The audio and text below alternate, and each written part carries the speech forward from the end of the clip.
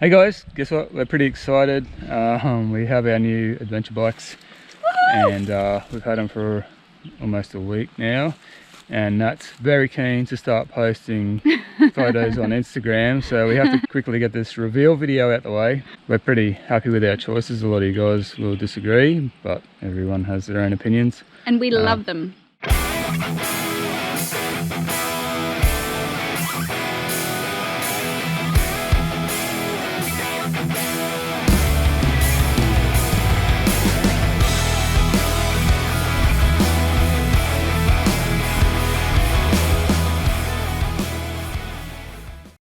Yeah, if you saw our last video, you'll probably know what we've got.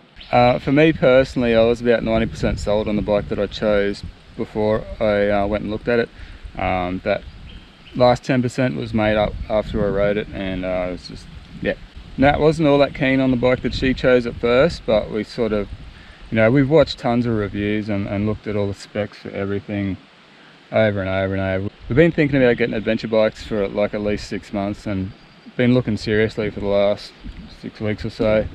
So we've done our research, rode the bikes that we liked best, and ended up buying them. So the big question is, what colour did we get now? Obviously I got the Tenere 700, Nat got the 390 Adventure. Everybody seems to love the red and white Tenere, but not my favourite. The blue I liked, but the black dog was the one that I wanted. And what did you get, Natalie? I got the orange and black. So, check him out. There's Nat's new 390 Adventure. Already dirty. We have obviously been off-road with these already. And there's the black Tenere 700. Love it. We love them. We absolutely love it. We're having a ball on these bikes, guys. Absolute ball. So the story goes with the Tenere, when we test rode the blue one, the dealer had 2 others in stock. So he had the blue demo, he had a blue one on the floor, and he had one in a crate out the back. And he didn't know what colour it was. The salesman didn't actually know at the time what colour that one was. And he didn't actually know that I was after the black one either. So we're sort of talking price and stuff, and I said, "Oh, go and see what colour the other one is before we go any further." And when he went out the back, I said to Nat, "If it's a black one, I'm probably going to buy it." And I said to him, I said, "I bet you any money it's a black one." And he comes back in. He sort of had a disappointed look on his face. He's like, "Oh, sorry man, it's a black one." And I was just like, because I think, yeah, the black one's probably not one of the most popular colours. I think he probably thought I was after the red and white one. But yeah, he had the black one. And that wasn't... We went and had a look at the 390, but I never test rode it.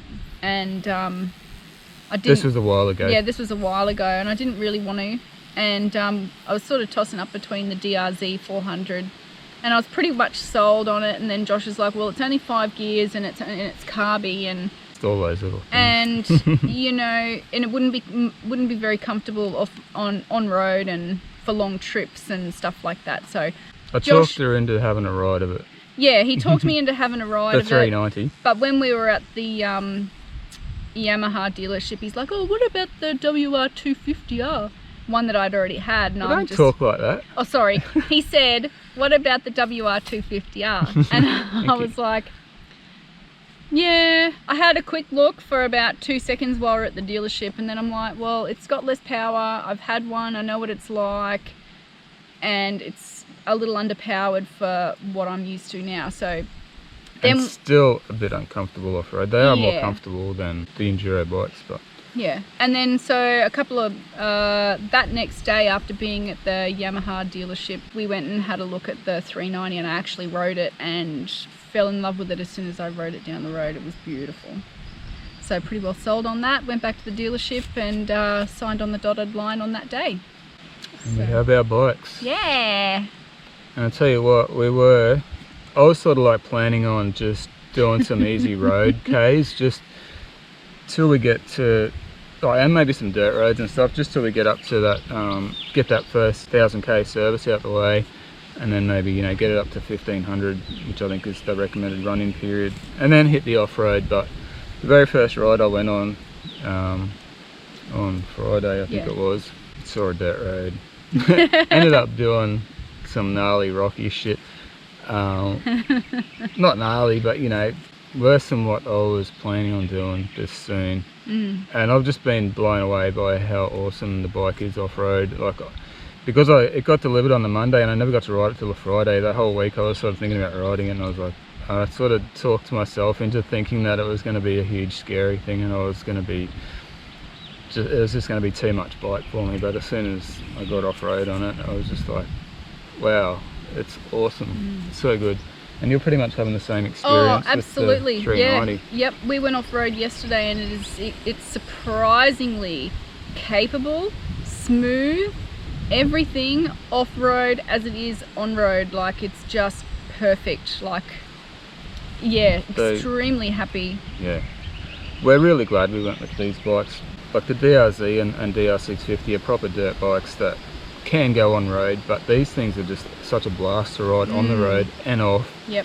So I think you get the best of both worlds. Yeah. And I was a little bit worried about the ground clearance on the 390 and the fact that the bash plate's pretty weak and the mountings for it. Yeah, I'm pretty worried about it too. But at the end of the day, I think that she's going to be able to get that bike anywhere that I can get that bike. So and it's not a big deal. We went over a decent log yesterday, and yeah, it touched, but it wasn't a decent log. Well, it was a log. It was low on the bottom. The log was like dug into the dirt, and it was like a bit higher on the other side, but because it's so low, I've gone over it, and the bash plate hasn't hit hard. We sort of like eased it down over it, and it was on the log. So those sorts of situations, obviously you'll see it coming up, so you'll just stop and take it easy. And that little thing's light enough, honestly, to just lift it over. Yep. When it's loaded up with luggage, it might be a bit of a struggle, but we'll work around it. Yeah. It's no dramas, and they are coming out with a bash plate for that bike that's going to be a lot tougher anyway. Yeah. Yesterday, it was like 12 degrees yesterday. It was freezing cold in the middle of the day. Like 12 Celsius is cold for us Queenslanders. Yeah.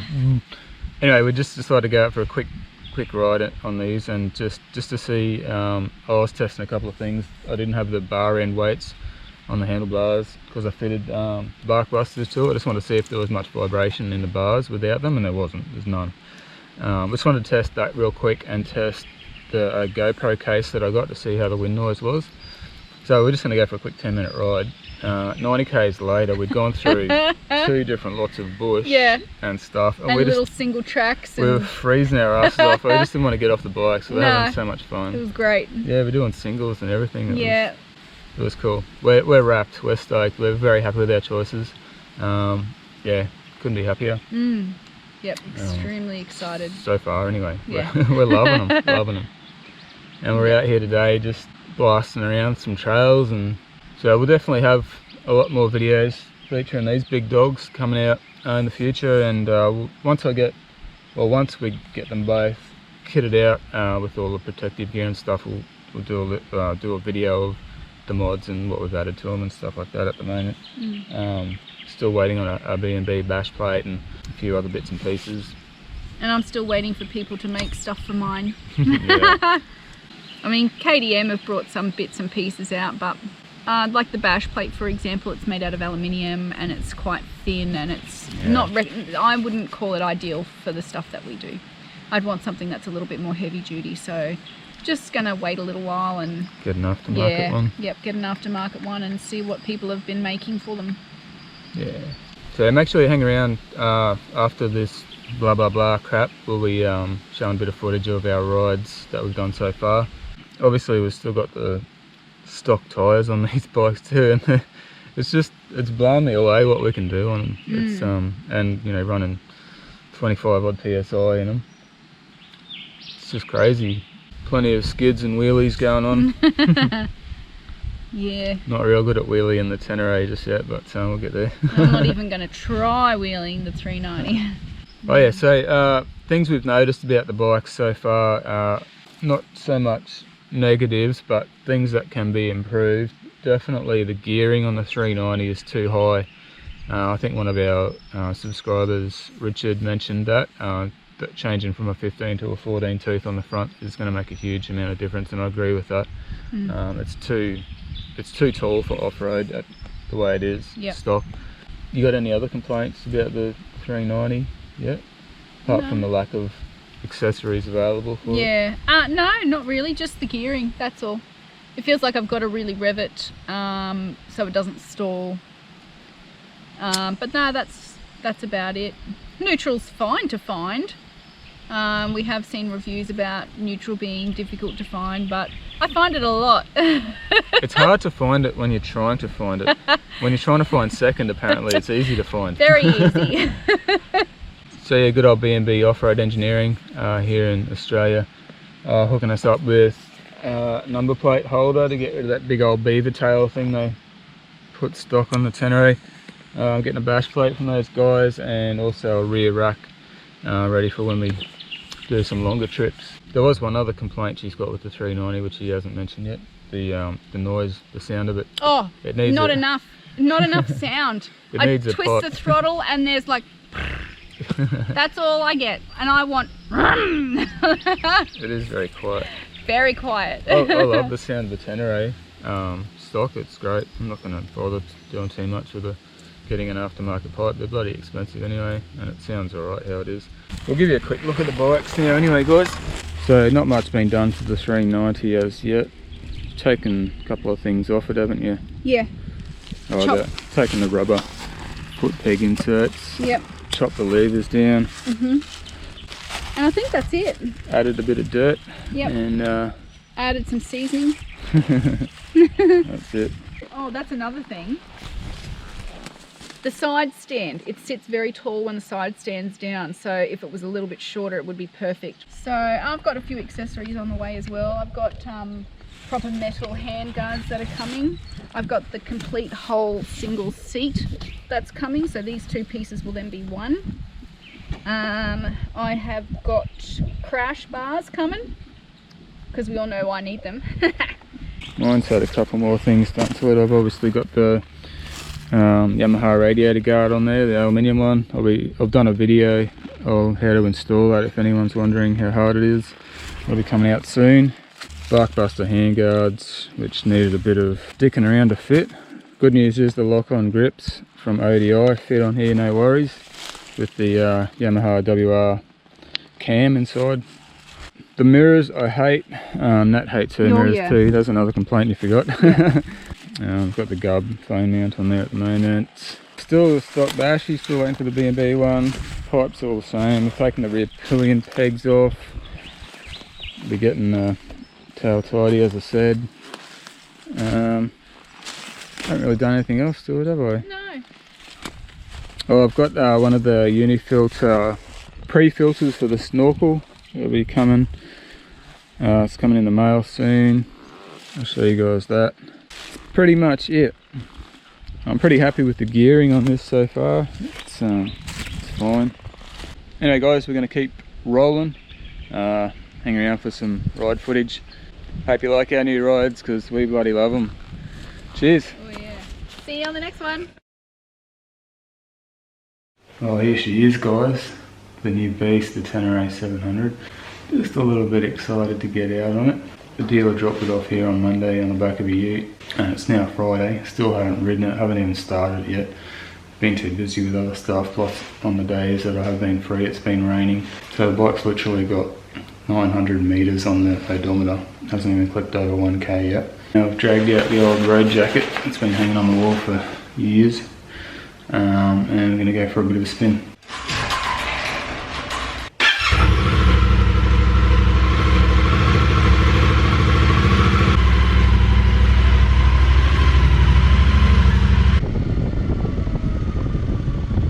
Oh, there we go. 1 kilometre on the odometer.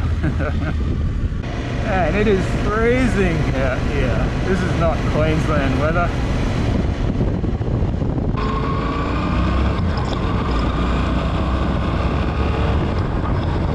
Alright, so first little bit of off-road. I mean, just a dirt road anyway. These definitely aren't dirt tyres that are on it, but it'll be a bit of fun anyway.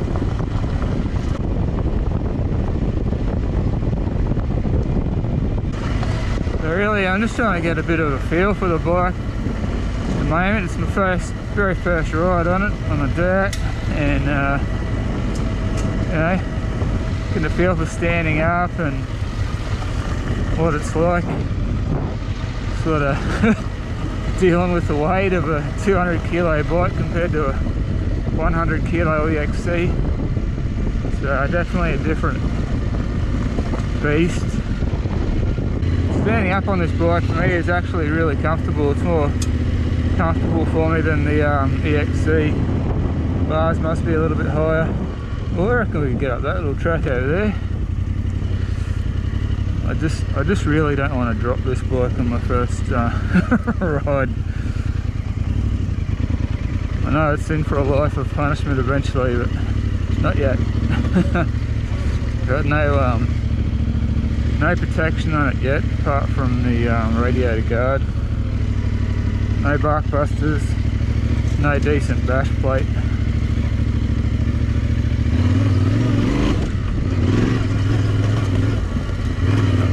Should be alright. As long as we don't hit any big boulders and shit.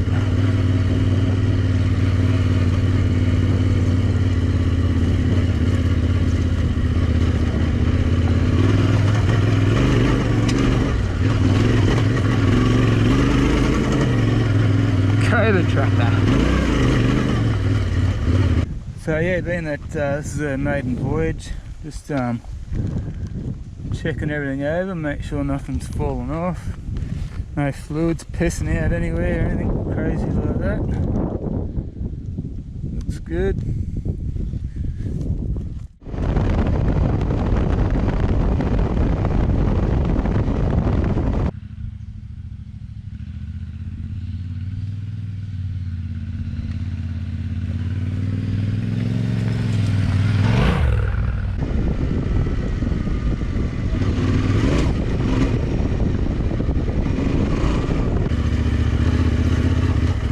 Faith in my skills here.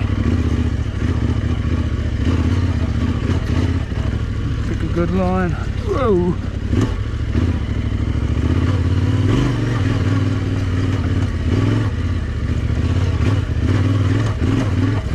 Oh, and I feel a lot more comfortable when I've got a decent bash plate on this thing.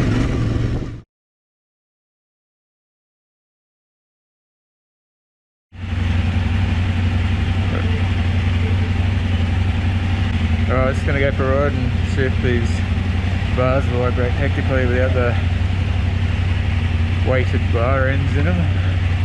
And I'm just going to test out the new GoPro case that I've got, see if it works any better with wind noise. Come on, Spazzo. So how's the GoPro audio? Can you hear me? Doing about 50 k's. Check 1, 2. Here we go, here we go, here we go.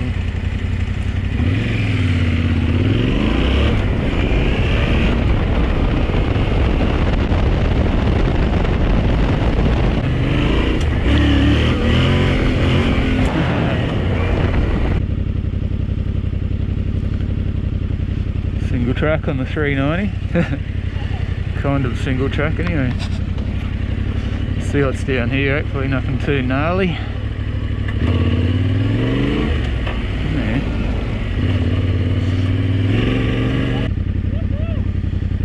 Piece of cake. What? What's the matter?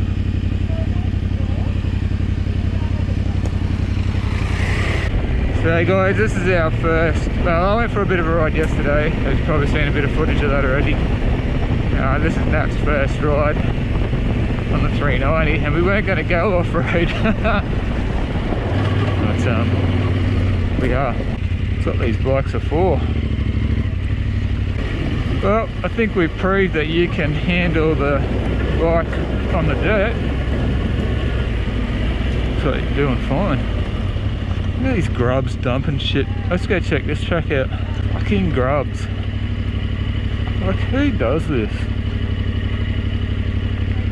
Don't crash into that sexy Yamaha, eh? That Yamaha's going to get out of my way. Ah, it's not too bad. I'll show you how it's done.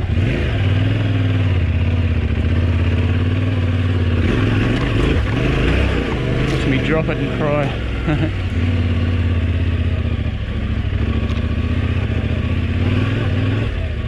Alright, this goes around a circle. Yeah. Yeah. Good test for you. But no, don't push it yet. Just do some easy dirt roads on our first ride, eh? That's boring. Oh yeah, we're back to where we were. Alright, we're in off-road mode. ABS off. Hill climbs on. Go net. Smash it. I don't have enough battery on this GoPro and I didn't bring any spares. I'm just talking to the camera. I didn't bring any spare batteries today because we weren't going to be going for much of a ride, but next minute. Alright, let's keep going. Nice little look out here.